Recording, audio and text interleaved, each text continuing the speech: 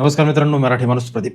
Cockroach जनता पार्टीचं कालचं जे काही आंदोलन आणि ज्या काही हिंसक सगळ्या गोष्टी घडल्या, मी काल जाणून-बुजून बोललो नाही त्या गोष्टीवरती. कारण म्हटलं बघू अजून काय करतायत. यांना नेपाळ जो भारताचा करायचा आहे ना, एवढ्या छाती पेटून सगळ्या गोष्टी सांगतात. म्हणजे साले यांची हुशारी कशामध्ये, यांनी कॉलर कशात उडवतायत, की आम्ही आमच्या देशाचं नेपाळ करू. म्हणजे जसं नेपाळ जाळलंय आणि संपूर्ण जगाच्या समोर त्या नेपाळची प्रतिष्ठा ज्या पद्धतीनं आंदोलनामध्ये वाया गेली, त्या बांगलादेशमध्ये जे घडलं त्याच पद्धती. हे घडवणारे कोण आहेत? हे डाव्या संघटना कुठल्या जगभरातून सोरोस फिरोस या असली जी फालतू कोण बसलेत बाहेरची, याचे काही फंडिंग करतात करोडोचे का, तर ह्यांचे सगळे रोलिंग याच्यावरती असलं पाहिजे. ह्या लोकांना बांगलादेशमध्ये करता आलं, नेपाळमध्ये करता आलं, यांना तेच भारतामध्ये करायचं होतं, पण तसं करता आलं नाही. तर ऐकाय ही व्हिडिओ अत्यंत महत्वाची आहे. फार मी काही गोष्टी सांगतोय ना, भाजपच्या बाजूनी आणि इकडच्या बाजूनी, या फार महत्वाच्या गोष्टी. महत्वाची गोष्ट म्हणजे जे आंदोलन नीट या सगळ्या गोष्टीसाठी उभं राहिलं होतं आणि सुरुवातीला आपण सर्वांनी आंदोलनाला पाठिंबा दिला होता, सर्वांनी. कारण कुठेतरी वाटलं की हे निष्पक्ष आंदोलन आहे.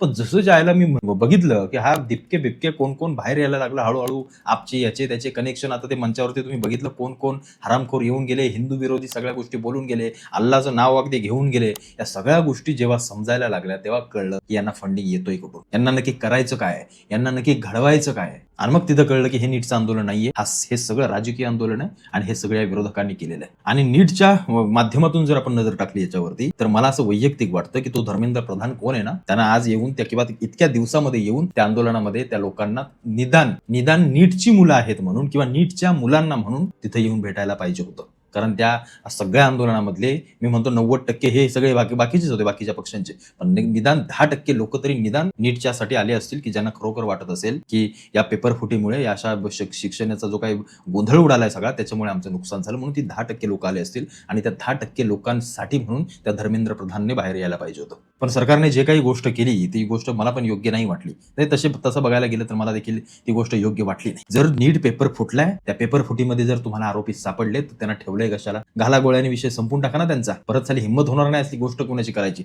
आणि एक गोष्ट लक्षात घ्या, कुठला मंत्री काय पेपर फुटीन या सगळ्या गोष्टी काही करत नाही. हे जे खालचे असतात ना, क्लासेसवाले, मोठे कॉलेजेसवाले, की आमच्या याचा रँक आला पाहिजे, आमच्या कॉलेजचं नाव आलं पाहिजे, जिल्ह्यावरती तालुक्यावरती, ही लोक करोडो रुपयांचा धंदा करून हे पेपर विकले जातात, विद्यार्थ्यांना विकले जातात. ज्यांची ऐपत असते, चांगले पैसे ज्याच्याकडे असतात, ते या सगळ्या गोष्टी करतात. त्यामुळे त्या मंत्र्याला पण सतत काही बोलून काय म्हणजे धर्मेंद्र प्रधान आता बदलला आणि याच्या पुढे समजा कोणी दुसरा येऊन बसला म्हणून काय पेपर फुटी होणं काय थांबणार आहे असं नाहीये. निश्चित काय होणार नाहीये, ते होणार.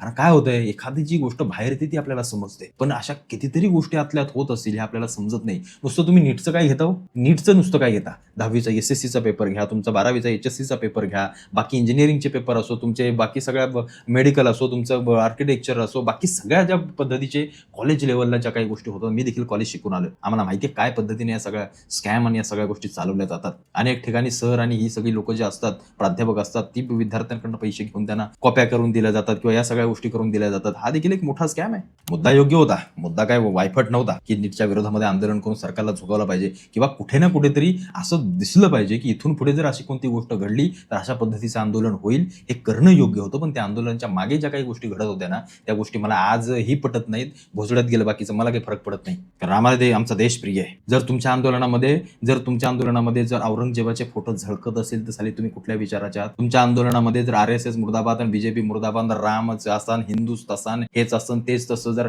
असली गोष्ट तुम्ही करत असाल तर तुम्ही कशासाठी म्हणून या सगळ्या गोष्टी करताय? या देशद्रोहाच्याच गोष्टी आहेत, निश्चित ठामपणे बोलतो. हे काँग्रेसचे चिल्ले पिल्ले कोण असतील ना, हे विद्यार्थी आज जंतर मंतरवर म्हणे लाखो विद्यार्थी, ही आपची ही लोक आणि ते काँग्रेसची ही बाकी सगळ्या इतर पक्षांची लोक ती तिथे सगळी आली होती. ती काय तुम्ही सांगू नका, आम्हाला माहिती आहे कोण काय कुठं काय, आम्ही देखील सगळ्या गोष्टी पाहतोय. दगड फेकणारे, पोलिसांना मारणारे, पोलिसांनी म्हणतात लाठीचार्ज केला म्हणून आमची डोकी फोडली, मग तुमची डोकीने तुम्हाला सरकायला पाहिजे होतं. भारताचा नेपाळ करायला निघालाय. हरामखोरांनो, तुम्हाला लाज वाटली पाहिजे. सलग ज्या देशामध्ये राहता त्या देशाच्या विरोधामध्ये तुम्ही जाता. हे बाकीचे तुम्हाला चढवणार, तुम्ही त्यांच्या मागे पळत सुटणार. काय नरेंद्र मोदींचा हे पाहिजे तुम्हाला? आणि कोण? राहुल गांधी तिथे ठेवायचे. ते राहुल गांधी खुलेआम या 60 वर्षामध्ये काँग्रेसने जे काही हिंदूंचा कत्लेआम केला ते करण्यासाठी म्हणून आम्ही शांत बसायचं, नरेंद्र मोदींचा राजीनामा घ्यायला. आम्ही काही एवढे येडे नाही आहोत, आम्ही नाही शांत बसणार. आणि ही खाली 18-19 वर्षाची 20 वर्षाची पोरं, त्यांना झाडा काय राजकारण कळत नाही, ते आम्हाला सांगतात की कसं काय तुम्ही विरोध करता, तुम्हाला अक्कल पाहिजे. तुमचा मुलगा जेव्हा नीटची परीक्षा दे, तू नको सांगू काय ते, कुठं पाठिंबा द्यायचा आणि कुठं नाही द्यायचा, काय योग्य आणि काय अयोग्य या गोष्टीचा समज या गोष्टीची आजही आम्हाला आहे. आम्ही एवढे मूर्ख नाही आहोत. तुम्हाला नीटचा पेपर आहे ना, भारत देशाचा झेंडा घ्यायचा आणि सर्व विद्यार्थ्यांनी एक होऊन त्या आंदोलनामध्ये सहभागी व्हायचं. हे जय भीम, कोण काय दुसरा औरंगजेबाचा फोटो नाचवतोय, कोण कशाचाच फोटो नाचवतोय, कोण रामाला शिव्या घालतोय, कोण साला बीजेपीला शिव्या घालतोय, कोण RSSला हे करतोय.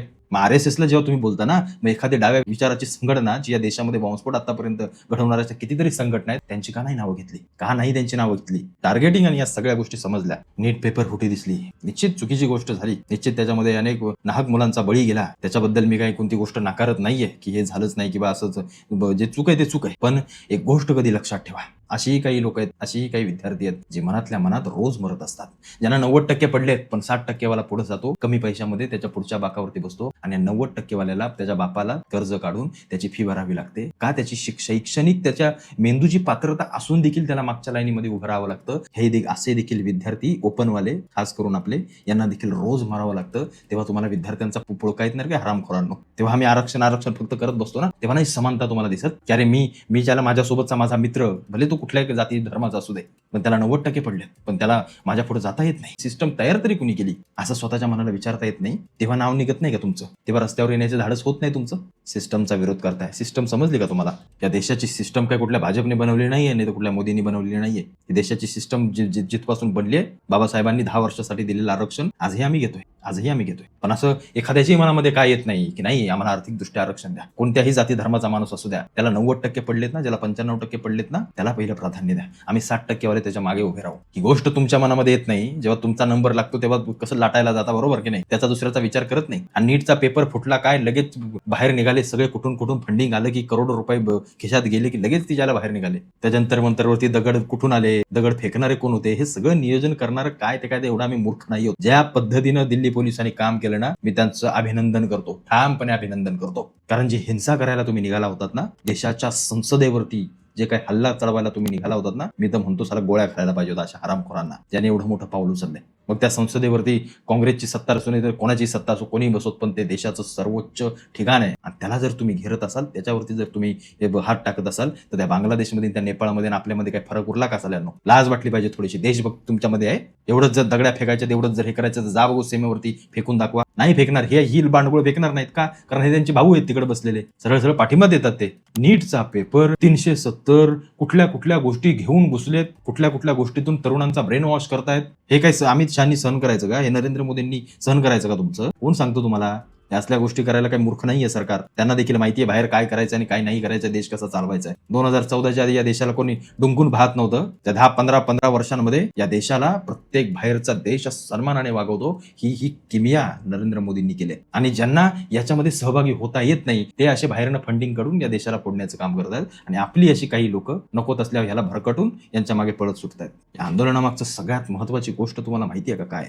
दलित समाजाला पूर्णपणे बीजेपीच्या विरोधात करायचा.